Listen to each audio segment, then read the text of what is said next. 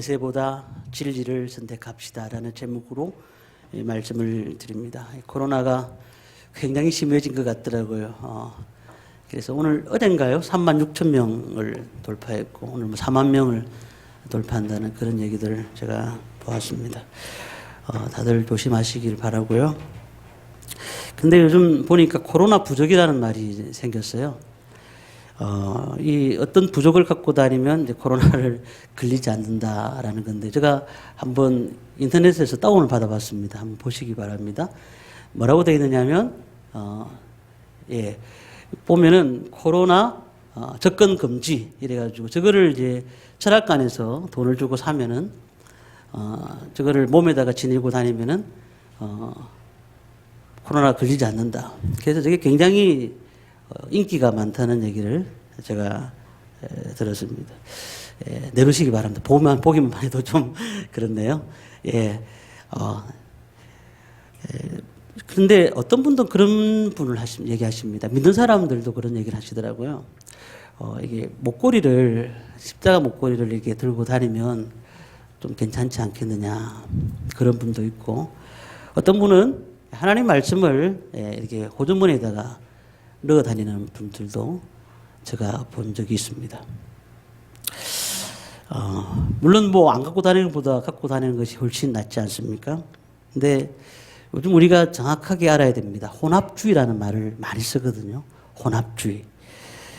기독교를 세상 사람들이 볼 때 그렇게 말을 합니다. 기독교는 좀 미기주의다. 왜 다른 종교는 인정하지 않고 너희들 종교에서 말하는 것만 그렇게 말을 하느냐라고 얘기를 많이 합니다. 기독교인들이 조금만 잘못해도 그러면 그렇지 하면서 욕을 많이 먹습니다. 근데 사실 그렇습니다. 한신대학교는 자유주의 신학인데 그곳에서 신학 공부를 하는 신학생들은 성탄절 예배에 스님이 강론을 합니다. 그리고 또 어떤 얘기까지 있느냐면은 우리 교회에서 매년마다 하는 1년에 2차례씩 하는 성찬식에 고유의 술인 막걸리를 거기서 부어서 성찬식을 하면 어떻겠느냐 하는 그런 얘기를 하는 분들도 있습니다. 문제는 본질이 무엇이냐입니다. 본질이. 성경책이 우리에게 어떤 역할을 합니까? 어떤 분은 잠을 자는데 너무 꿈자리가 사나워가지고 성경책을 머리 위에다가 두고 자는 분들도 있습니다. 그리고 차에다가 사고를 예방하기 위해서 차 뒤에다가 성경책을 두고 다니는 거예요. 읽지는 않으면서. 그런 분들도 있습니다. 이게 일종의 신앙과 그리고 사모니즘이 혼합해 놓은 혼합주의라 이렇게 볼 수가 있는 것입니다. 우리 삶 가운데서도 그런 일이 워낙 많습니다. 워낙 많아요. 그래서 우리가 이 세상을 살아가면서 특별히 우리는 유교적인 그 사상이 함께 기독교의 사상이 함께 이렇게 접목된 경우가 너무나 많거든요. 그래서 우리가 그 신앙을 보면서 좋은 게 좋은 거니까 따라가는 것이 안 좋겠느냐라고 얘기하는 분들도 더러 많습니다. 그러나 이 신앙과 세상은 같이 가긴 하지만 혼돈되진 않습니다. 같이 말하면은 다시 말씀드리면은 혼합되지는 않는다는 얘기입니다. 우리가 예수님의 사랑으로 구원을 받았고 하나님의 말씀을 통하여서 이 땅을 살아가는 것입니다. 하나님 말씀과 다른 사상이 혼합되어서 같이 가는 이것은 결국은 잘못된 신앙이 되어버린다는 것입니다. 430년 동안 애굽 사람들은 애굽에서 종살이 했던 이스라엘 백성들은 그곳에서 모세를 통해서 그 애굽을 빠져나오게 됩니다. 물론 그냥 보내지 않았습니다. 10가지 재앙을 주었습니다. 그들이 마지막 재앙, 장자의 죽음을 통해서 그들은 죽음을 보고 난 다음에 이들을 보내야 되겠구나 생각하고 보냅니다. 보내는 와중에서도 홍해 앞에서 어떤 일이 있었습니까? 그들이 생각해 보니까 저들을 그냥 보내서는 안 되겠다 싶어서 다시 한번 애국 군인들이 쳐들어옵니다. 그런 진퇴양난 속에서 이스라엘 민족들이 홍해 가운데 있을 때 하나님이 모세에게 기도하게 만드셔서 모세가 기도하니 그 홍해가 갈라졌습니다. 그리고 그 홍해 바다를 건넜습니다. 그들은 다 수장되어 버렸습니다. 그렇다면 광야 생활이 즐거워야 될 텐데 광야는 아무것도 나지 않는 것입니다. 그래서 그곳에서는 물도 없습니다. 먹을 것도 없습니다. 가진 것이 아무것도 없는 거예요. 그래서 하나님께서 만나와 메추라기를 계속해서 시시때때로 내려주십니다. 필요할 때 물도 주시고요. 하나님의 은혜 가운데서 430년 동안 종살이 했던 이스라엘 민족들이 애굽 땅을 벗어나게 되고 홍해 앞에서도 그 어려운 가운데서도 이길 수 있게 만들어주시고 그 광야 생활을도 하나님이 하게 만들어 주셨는데도 불구하고 그들이 어떤 삶을 살았는지 아십니까? 모세가 시내산에 올라갔습니다. 시내산에 올라가면서 하나님 말씀을 들으려고 올라가게 됩니다. 올라갈 때에 40일 동안 이 시내산에서 올라갔는데 내려오질 않는 거예요. 이스라엘 민족들이 엄청난 사람들 아닙니까? 200만 명이 되는 그 수많은 사람들이 두려워하기 시작합니다. 야, 우리 어떻게 가야 되냐? 어떡하냐? 그러면서 아론을 부추깁니다. 아론이 누구죠? 모세의 형입니다. 형을 부추기면서 자, 이제 우리가 도저히 모세도 아마 죽었는 것 같아. 우리가 갈 수 있는 길이 없으니까 이곳에서 살아남을 수 있는 것은 우리가 금송아지를 만들자. 금송아지를 만들자. 우리의 신을 만들자. 그래서 그 금송아지가 우리를 인도했던 신이라고 말하고 그에게 경배를 드리자. 오늘 제가 본문의 말씀이 이 말씀인 것입니다. 32장 1절부터 쭉 나오는데요. 아론이 그들에게 이르되 너희 아내와 자녀의 귀에서 금고리를 빼어내게로 가져오라. 금을 가져오라고 말합니다. 모든 백성이 그 귀에서 금을 빼가지고 가져갑니다. 모든 백성이 아론에게 가져가고 난 다음에 그 금을 부어서 녹인 다음에 조각칼로 다듬어서 금송아지를 만들어냅니다. 어떤 금송아지인가요? 보실까요? 한번 영상 보십시오. 예, 어떤 금송아지일까요? 예, 금송아지를 만들어냅니다. 그리고는 저 금송아지를 보고 이렇게 말을 했습니다. 이스라엘아, 이는 너희를 애굽 땅에서 인도하여낸 너희의 신이니라. 이렇게 말한 사람이 누구죠? 아론입니다. 이 아론이라고 하면은 하나님의 능력을 본 사람입니다. 10가지 재앙을 그들이 그대로 보았습니다. 하나님의 살아계심을 들었던 사람이었습니다. 그런데 이 아론이 이 이스라엘 민족들이 부추긴다고 모든 자기의 금을 다 가져오게 만들어서 그것을 녹여가지고 금송아지를 만드는 것입니다. 그리고는 아론이 그렇게 얘기합니다. 자, 봐라. 이 금송아지는 너희를 애굽 땅에서 인도해낸 너희의 신이다. 그렇다면 이스라엘 민족들이 이 금을 어디서 가져왔을까요? 결론부터 말씀드린다면 이스라엘 민족들이 이 금을 가져온 것은 애굽 땅에서 나올 때에 가져온 것입니다. 애굽 땅에서 어떻게 나올 때요? 애굽에 원래 금을 주겠습니까? 주지 않습니다. 그들이 보내는 것도 너무나 화가 나는 일인데 어떻게 금을 주었을겠습니까? 그런데 출애굽기 12장 36절에 보니까 이런 말씀이 있습니다. 여호와께서 애굽 사람들에게 이스라엘 백성에게 은혜를 입히게 하사 그들이 구하는 대로 주게 하심으로 그들이 애굽 사람의 물품을 취하였더라. 구하는 대로 주게 했다. 왜요? 10번째 장이 뭐였을까요? 장자의 죽음입니다. 지금 다 집집마다 초상을 치르고 있습니다. 장례식을 하고 있는 거예요. 그런 가운데서 이들이 왜 그 금을 주었을까요? 그들 마음들은 그런 생각이 있습니다. 야, 만약에 우리가 금을 내놓지 않으면 이 이스라엘 민족들이 같이 살게 되면 우리는 다 망하게 될 것 같다.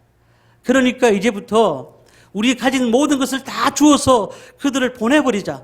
그것이 우리가 살 길이다. 라고 말을 하기 시작하는 것입니다. 그들이 장자가 죽음을 보면서 야, 도저히 하나님은 우리가 감당할 사람이 아니다. 감당할 신이 아니다. 그리고는 금을 다 주어 보내는 겁니다. 이스라엘 민족들은 무엇을 얻었을까요? 하나님의 은혜를 입었습니다.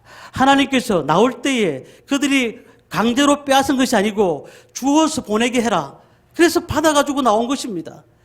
그런데 이스라엘 민족들은 그 금을 뭘 하고 있습니까, 지금? 그 금을 가지고 송아지를 만들고 있습니다. 금송아지를. 400년 전에 하나님께서 아브라함에게 앞으로 일어날 일에 대해서 말씀을 하십니다. 창세기 15장 13절 14절 말씀을 보면은 내 자손이 이방에서 객이 되어 그들을 섬기겠고 그들은 400년 동안 내 자손을 괴롭히리니 그들이 섬기는 나라를 내가 진건할지며 그 후에 내 자손이 큰 재물을 이끌고 나오리라. 400년 동안 내 자손을 괴롭히고 그리고 내가 그들을 징벌하고 나중에 큰 재물을 이끌고 나오겠다고 분명히 말씀하고 있거든요. 하나님의 말씀에 재물을 가지고 나오겠다고 말씀하십니다. 그러면 하나님이 주신 은혜라는 거예요. 하나님이 주신 은혜로 그 재물을 가지고 나왔는데 그 재물을 뭘 하는 데 쓰고 있다고요? 우상 숭배하는 데 쓰고 있더라는 겁니다. 우리가 하나님이 우리에게 많은 것들을 주셨고 우리의 건강도 주시고 또한 구원받게 하셨습니다. 은혜를 주셨습니다. 그런데 우리는 모든 것은 다 내 것이라고 생각합니다. 그렇죠. 우리가 벌었으니까요. 또 우리가 그렇게 받았으니까요. 그러나 역대상 29장 14절 말씀 보니까 뭐라고 말씀하고 있냐면 다윗은 이런 말씀을 합니다. 모든 것이 주께로 말미암아 싸우니 우리가 주의 손에서 받은 것은 주께 드렸을 뿐입니다. 신앙이 이제 믿음이 쌓이면 깊이가 되면 어떤 느낌이 드느냐면 하나님 앞에 예물을 드리는 것이라든지 하나님께 드리는 것은 이것은 내가의 것이 아니고 하나님의 것입니다. 라는 그런 의미에서 예물을 드리는 겁니다.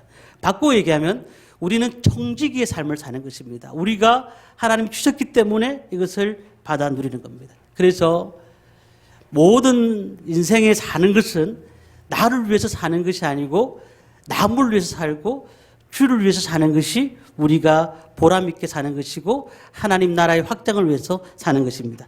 자, 그런데 제일 중요한 것은 여기서 이것을 어디에 사용했다고요? 우상 숭배하는 데 사용했다는 겁니다. 하나님께서 우리에게 주신 것이 있다면 그것을 정욕을 위해서 사용하지 마시기 바랍니다. 도박 같은 것에 사용하지 마시길 바랍니다. 우리의 몸을 해치는 일에 사용하면 안 됩니다. 우리가 하나님이 그것을 우리에게 가져가라. 너희들이 마음껏 그것을 가지고 사용해라. 라고 말씀하셨으면 우리가 사용하면 됩니다. 근데 이것을 우상 숭배하는 데 다 돌려버렸어요. 겁이 나니까. 다른 많은 사람들이 그렇게 얘기합니다. 좋은 게 좋은 거 아니냐고. 그러니까 그런 거 아니냐고. 민수기 13장의 말씀을 보면 어떤 말씀이 있냐면 하나님께서 이스라엘 민족들을 가나안 정복을 하게 만드십니다.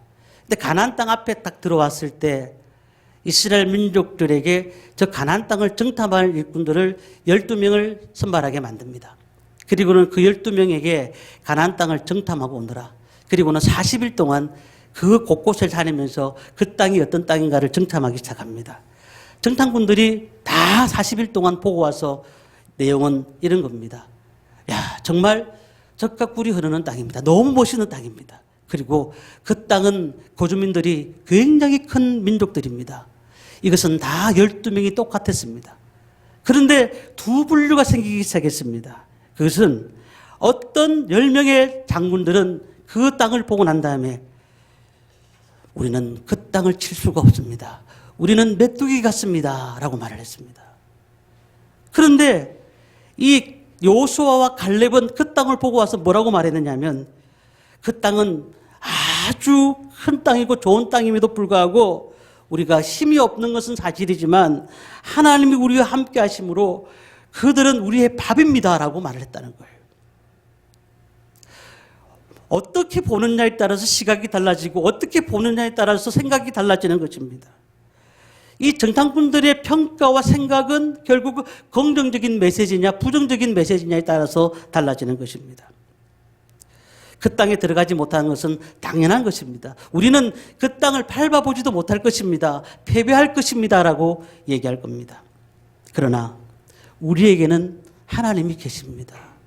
우리에게는 하나님이 계시기 때문에 이 어려운 시대를 살아가는 데서도 하나님이 계시기 때문에 우리는 이길 수 있습니다. 할 수 있습니다. 라는 그런 생각하고는 전혀 다르다는 것입니다.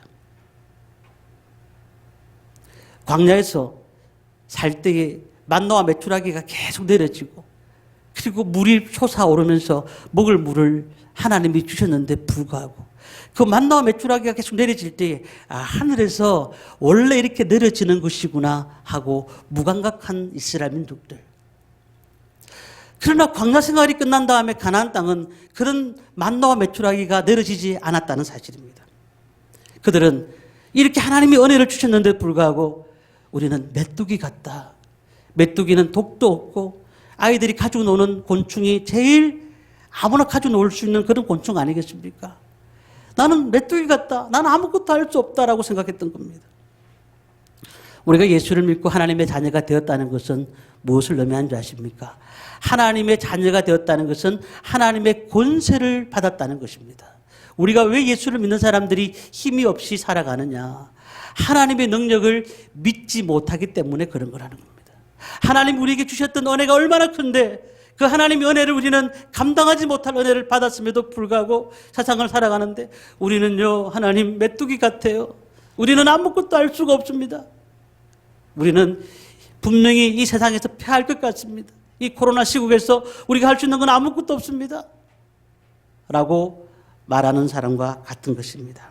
우리는 예수를 믿음으로 구원을 받았고 예수를 믿음으로써 하나님의 나라의 은혜를 입게 되었습니다. 우리는 하나님의 기쁨을 가집니다. 그래서 하나님이 우리를 보시면서 스바냐 보니까 우리를 보면서 기쁨을 이기지 못하시겠다고 말씀하셨어요. 우리는 결코 메뚜기가 아닙니다. 이 세상에서 볼 때에 정말 나약하게 보이고 정말 연약하게 보인다 할지라도 하나님이 보실 때는 정말 우리는 큰 사람들이고 세상 사람이 볼 때는 저 문제가 더 커 보이는 거예요. 저 문제에서 도저히 헤어날 수가 없을 정도의 문제가 있는 거예요. 답답한 것입니다. 그렇지만은 우리가 살다 보면은 어려운 일도 생기고 이해하지 못한 일도 자꾸 생기고 실패하기도 하고 질병과 고난 가운데서 너무나 앞길이 보이지 않는 그런 가운데 있고 그렇지만은 하나님은 우리를 보시면서 우리에게 말씀하시면서 내가 너희를 보면서 기쁨을 이기지 못하겠다. 그리고 너희들은 하나님의 나의 자녀라고 말씀하시면서 권세와 능력을 너희에게 주겠다고 말씀하셨습니다. 우리는 세상 사람들이 보는 관점에서 이 세상을 바라보지 말아야 됩니다. 하나님의 관점에서 세상을 바라보시기를 바랍니다. 무엇으로요? 믿음의 눈으로 보시기를 바랍니다. 사탄이 어떤 일을 하는 줄 아십니까? 나의 가장 부족한 부분이 뭔가, 나의 가장 연약한 부분이 뭔가를 계속해서 어떻게 하든지 연약한 부분을 덜추어내가지고 그것을 자꾸 드러나게 만드는 거예요. 그러면서 우리의 문제를 보게 만드는 겁니다.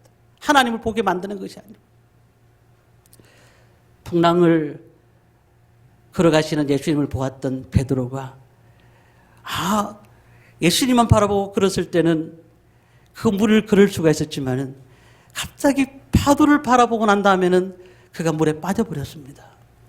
어디를 바라보냐에 따라서 달라지는 것입니다. 예수님을 바라보니까, 주님을 바라보니까 그 물 위를 걸을 수가 있었지만 파도를 보니까 걷지를 못했던 거예요.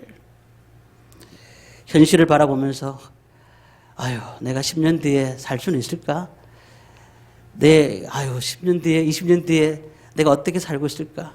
걱정, 근심, 두려움, 놀람, 어려움들이 계속 생각한다고 해서 무엇이나 우리가 할 수가 있겠습니까? 현실이 바뀌진 않지만 그러나 문제 뒤에는 분명히 하나님이 계신다는 사실을 믿으시기를 바랍니다. 자, 그렇다면 이 아론이 왜 실패를 했냐는 겁니다. 아론은 하나님의 말씀을 분명히 받았습니다. 그런데 그는 대세를 따랐습니다. 대세. 일어나라, 우리를 위하여 우리를 인도할 신을 만들라. 그 아론이 그렇게 말을 한 이유가 무엇일까요? 지금 이스라엘 민족들은 만약에 아론이 그 일들을 하지 않는다면 아론이 지금 맞아 죽을 수밖에 없는 상황일 것 같아요. 돌에 맞아서. 그러니 이 아론은 겁을 냅니다.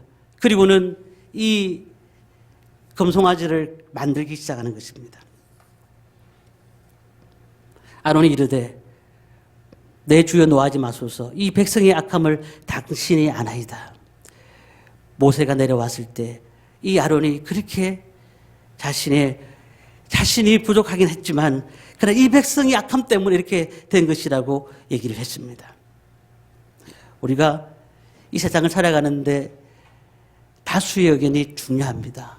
우리는 민주주의에 살고 있기 때문에 다수의 의견이 중요합니다. 그러나 다수의 의견이 맞는 것도 있지만 우리는 정확하게 얘기하면 성경적인 논리를 가지고 이 세상을 바라볼 줄 알아야 된다는 겁니다. 진리를 따라 생각하는 것이 우리가 필요한 것입니다. 마태복음 7장 13절 14절 말씀 보니까 좁은 문으로 들어가라.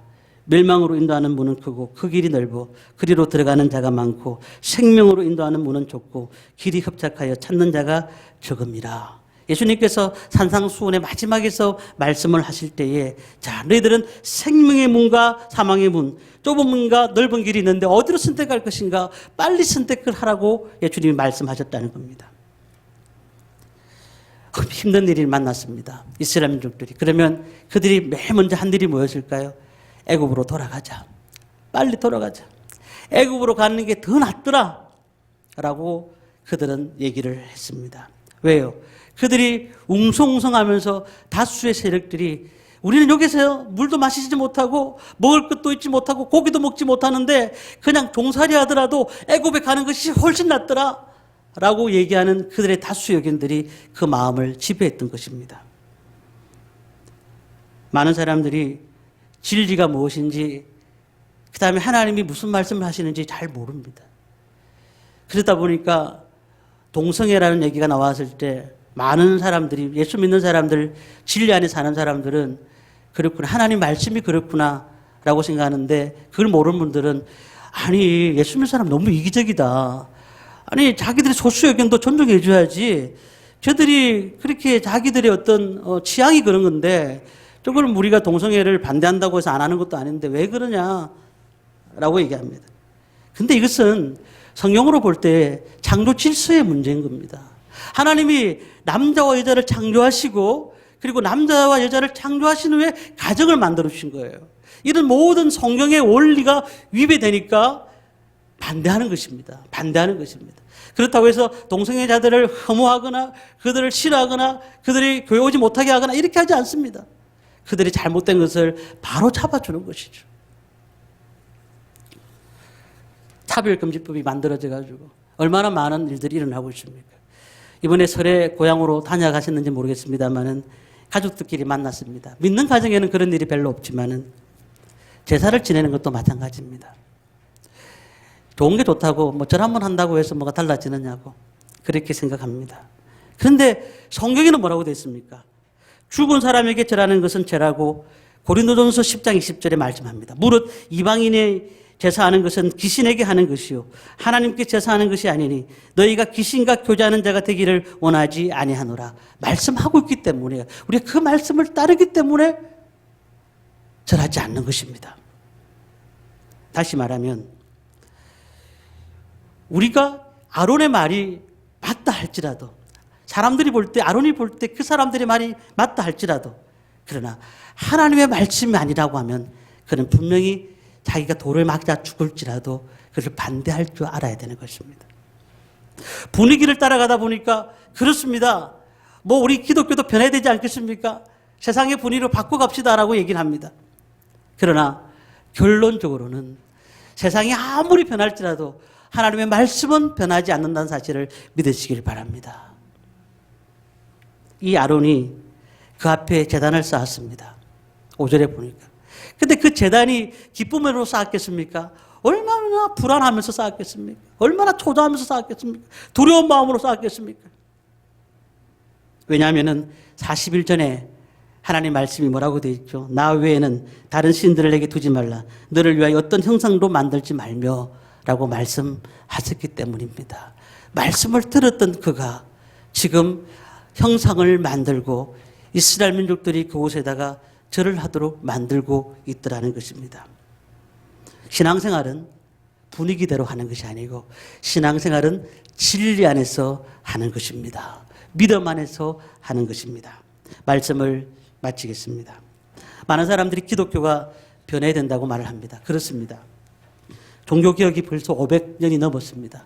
종교개혁을 보면은 5대 정신이 있습니다. 오직 성령으로, 오직 예수로, 오직 믿음으로, 오직 은혜로, 오직 하나님께 영광. 이 5가지가 종교개혁의 5가지입니다. 그런데 이 아론이 대세를 따라갔습니다. 그러다 보니까 망하게 된 것 아니겠습니까? 오늘 우리가 이 시대를 살아가면서 대세를 따라가는 것이 아니고 하나님을 따라가야 됩니다. 하나님 말씀을 따라가야 될 줄 믿습니다. 하나님이 주시는 말씀을 받으면서 이 시대와 맞지 않는다. 이 말씀은 조금 바꿔야 된다. 이 시대는 그런 말씀하고는 안 맞아라고 얘기할 수 있는 분도 있을 수도 있습니다. 그러나 우리 선조들이, 믿음의 선조들이 말씀에 따라 쓴 것처럼 우리도 말씀에 따라 써야 될 줄 믿습니다. 코로나가 극심한 가운데서도 우리는 이런 가운데서도 진리를 잘 선택하시기를 바랍니다. 연세 드신 성도님들, 자녀들이 어떤 상황에서도 신앙생활 하실 수 있도록 기도하셔야 되고요. 그리고 젊은이들이 하나님이 기뻐하시는 올 한 해가 될 수 있도록 늘 하나님 앞에 예배드리는 일에 최선을 다해야 됩니다. 어려울수록 우리는 세상을 따라가는 것이 아니고 어려울수록 주님을 따라가고 진리를 따라가서 하나님의 영광 높이 드리는 저와 모든 성도님들 되시기를 주님의 이름으로 축원합니다.